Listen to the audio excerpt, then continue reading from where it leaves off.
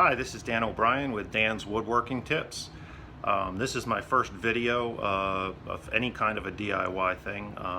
I've been making some of the American wooden flags, and I just wanted to share a tip with you, something I tried. Bill Gates said, "I'll always choose a lazy person to do a difficult job because a lazy person will find an easy way to do it." Several different people have been credited with that quote, but if it comes to a lazy person, I'm the man for the job, and I'll find an easier way to do it. You can ask my wife. It aggravates her, and I'll spend a half an hour trying to find a better way to do something that takes 5 minutes. So I think I found that here. I haven't seen anybody else doing it on YouTube. So hopefully this will help you out with your union and carving the stars. So many guys are doing it either with CNC, which probably is the easiest and best way to do it if you've got a CNC that's big enough to handle a union for a full-size flag. I myself just purchased a smaller SainSmart unit that I'm still playing with and trying to learn.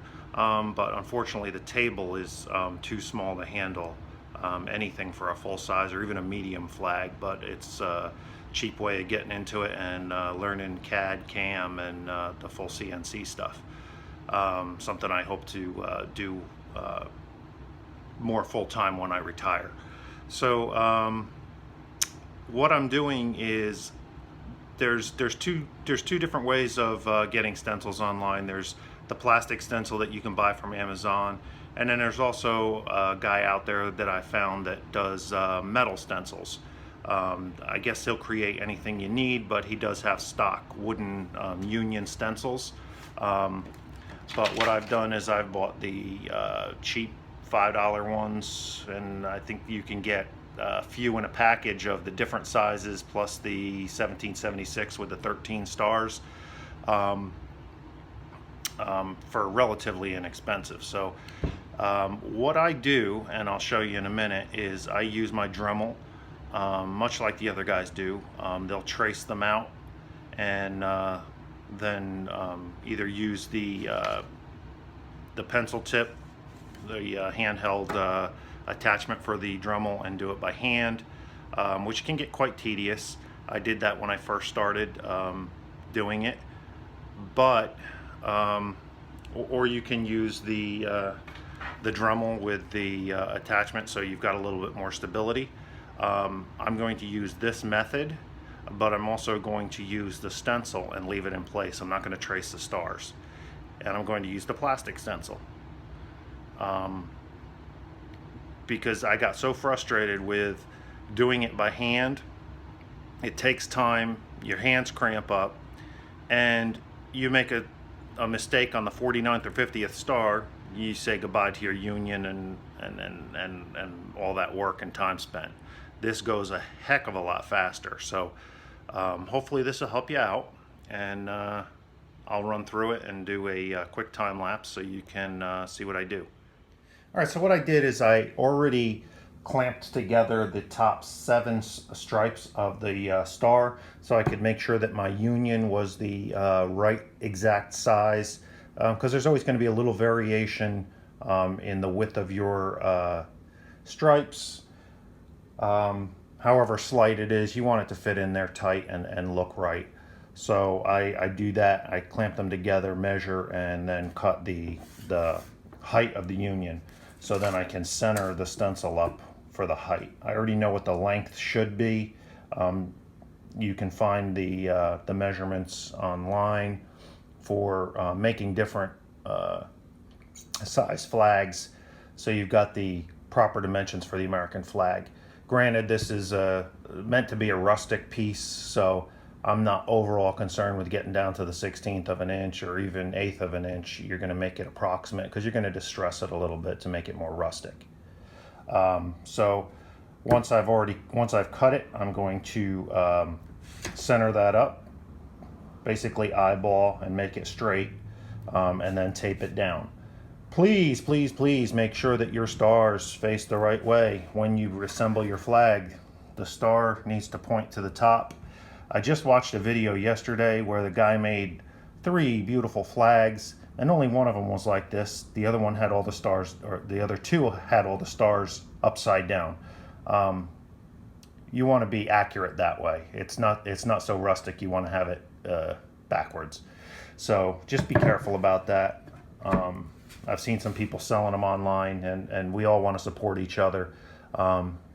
So if you see that, send somebody a message off to the side and say, hey, you may want to take that down and correct it. In which case, the one that I found, they had already corrected it. They realized their mistake, which isn't too hard to correct afterwards. You can always pull it apart and flip it around, as long as you catch it soon enough and you don't tear the wood up getting it apart. So I'm going to go ahead and tape it down, and then I'll go from there. All right, so I've taped down my stencil. I've kind of eyeballed it around the edges. I've already got the Dremel set up with the router face attachment. I've had it for quite a bit of time. They come with a lot of the kits, or you can buy them separately. I've got the old Dremel 300, and then I'm also using the 106 bit in this. I've set it to depth so that the bit tip is just below the face of the stencil, so that the thin part of the shaft will ride right on the edge of the plastic, and it does not burn through. Obviously you want to have it set below so you're not tearing up your stencil. I'm fine with just using the 106 bit. Some guys will use a 106 or even a 107 or 108 to do the bigger areas of the star, which I find with the stencil is really not necessary, because you can just ride it back and forth, as you'll see, and it goes quite quickly.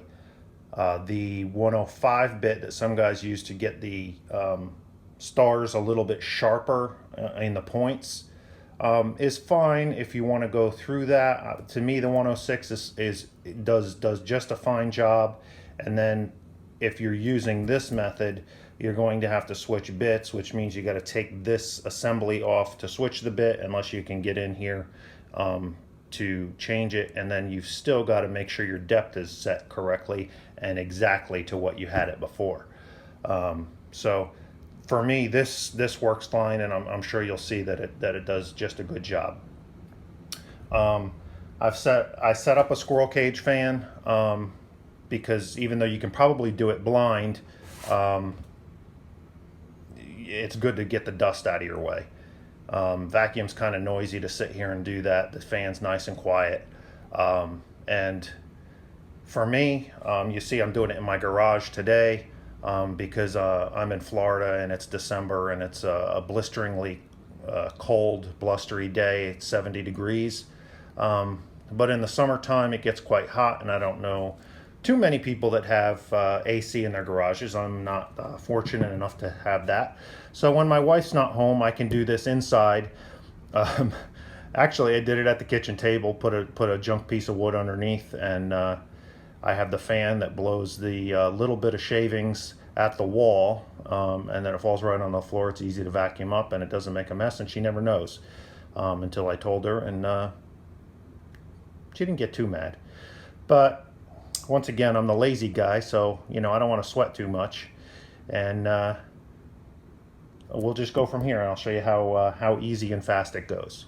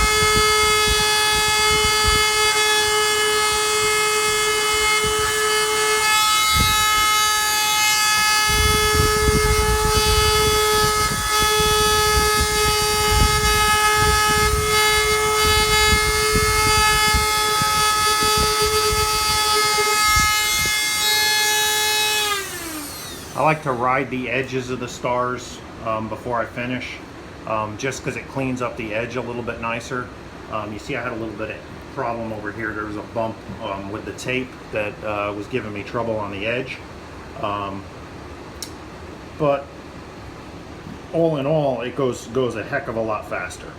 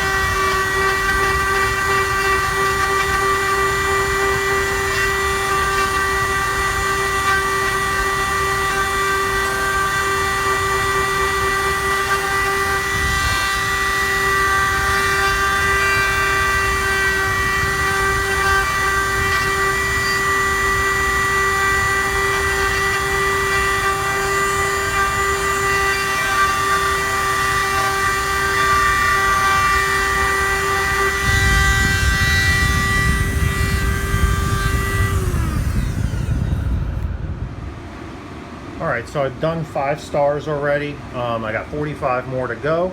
I'm going to time lapse it now so you can see the speed in which it can be done.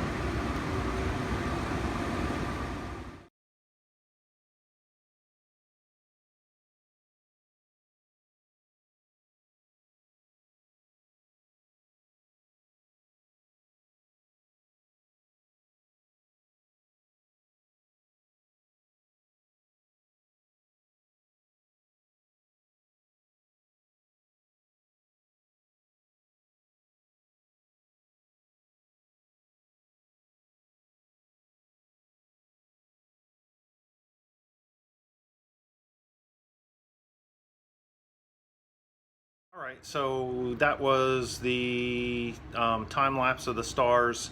I did 5 before I started the time lapse, plus the one that I'm going to show you right now. So that's 44 stars in 38 minutes. So I think that's a pretty decent time. The reason I'm saving the last one off the time lapse is because I didn't say it before, and I realized as I was going through on the time lapse, I didn't do it for every star. You might notice that, but it's a lot easier if you trace the edges of the star first, because when you're going back and forth and cleaning out the material out of the larger portion of the star, you're basically peeling it back in that top layer of wood.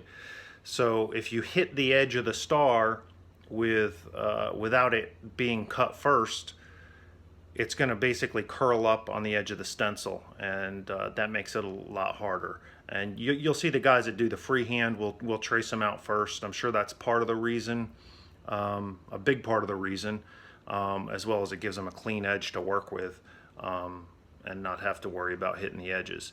But like I said, I like doing it this way because I'm lazy, and because I don't like worrying about messing up on that 49th star and having to start over on another piece of wood, because we all know wood's gotten a little bit more expensive this year. So I'm going to show you that last star a couple different ways. One without doing the edges first, one doing the edges coming in from the star, and then going out from the point back into towards the center of the star, which to me is the best method, because you end up with the least amount of work and curl on the wood. It's going to depend also on the side of the star you're cutting and where the grain of the wood is going. So I think you'll get a feel for it from the video, and also a feel, once you're doing it, you'll get the feel for what the best way is to do. And I'm sure if you're doing these already, and you were doing it freehand, you have some idea what I'm talking about. And if you haven't done it already, do it my way. It's the easiest one. I'm sure I'm not going to take credit for being the only one to do this. I just haven't seen it on any videos. And then when I started looking around, like I said, there were metal stencils out, but they were pretty expensive. And for as cheap as you can get the plastic ones, I'm sure a lot of people are afraid that they were going to screw up because the Dremel would go through the stencil. But I'm so lazy, I decided to try it on some scrap wood, and I had some pretty good results, and I think you'll agree.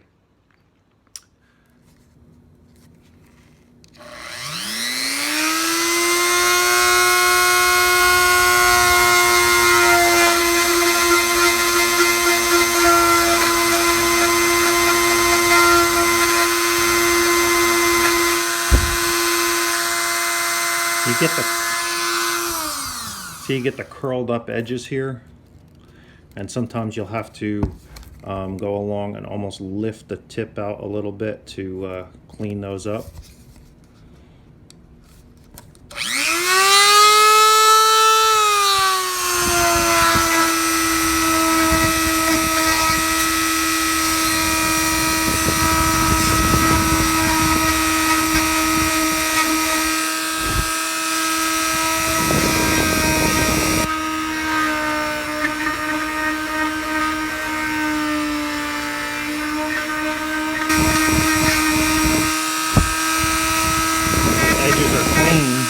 So you can work your way over.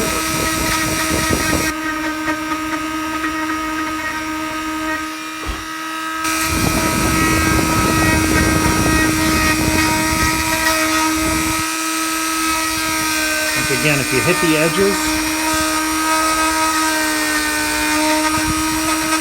then you can just work back and forth and peel it away.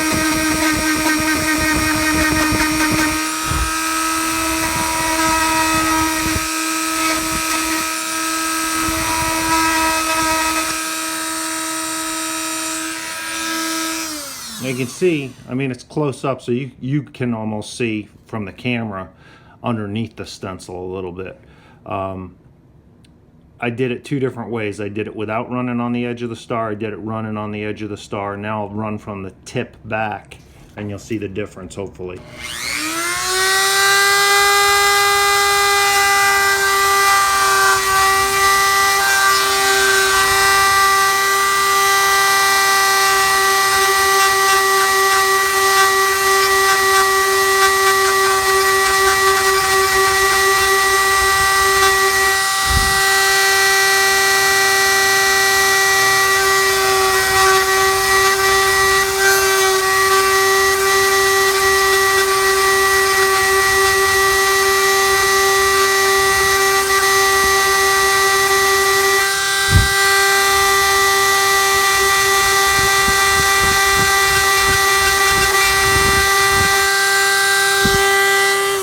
All you're basically doing is running back and forth in slow movement. You can do a fast movement, but you're going to make slow graduated movements across the star as fast as you can.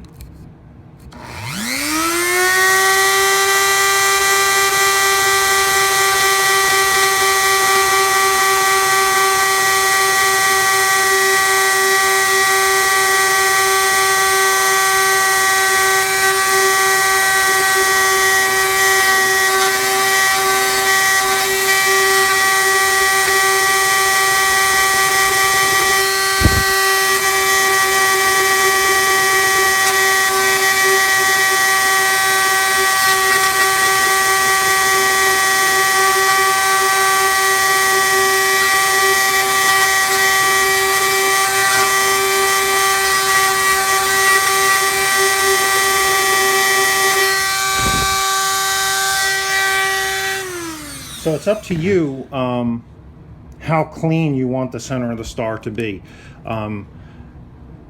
I like the natural, so I like to go with the natural wood for the white stripes and the natural stars. And I'm going to burn them a little bit with a torch anyway, but you'll see I cleaned that one out quite a bit more than say the next one to it is rougher. So if you go one direction and then go the opposite direction, almost like you would program a CNC machine to do, just to make sure it's as clean as you want it, you can go for the result you're looking for. But if it's rough and you're going to hit it with a torch, this is going to give you a little bit better relief. And if you're doing the white, now is probably a good time to either paint your stain for the white stars, so you've got a little more protection for the blue, or if you want to spray it with stain, you've already got this on here. I guess you could spray paint it. I'm not a big fan of spray paint, but you know, everybody's different. There's no wrong way. There's just ways that people prefer whoever you're selling or giving it to. So hopefully this helped you out and speeds things up for you a little bit. As you can see, it didn't take very long. Okay, so I've cleaned it up a little bit, gotten the sawdust off of it, because that collects underneath the stencil, of course. So I take a little light scouring pad and some water and clean that off, and then I burn the stars a little bit.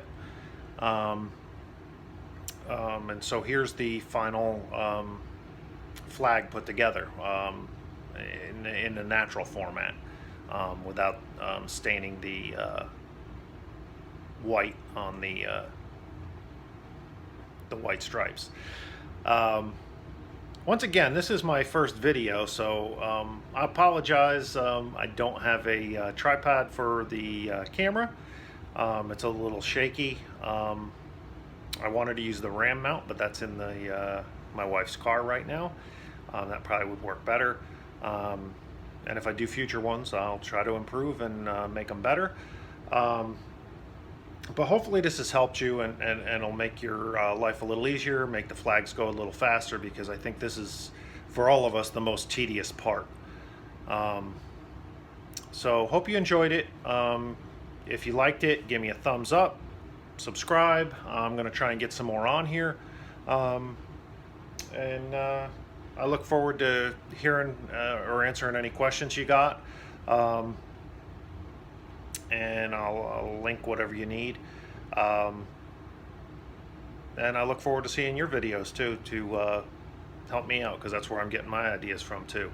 So until next time.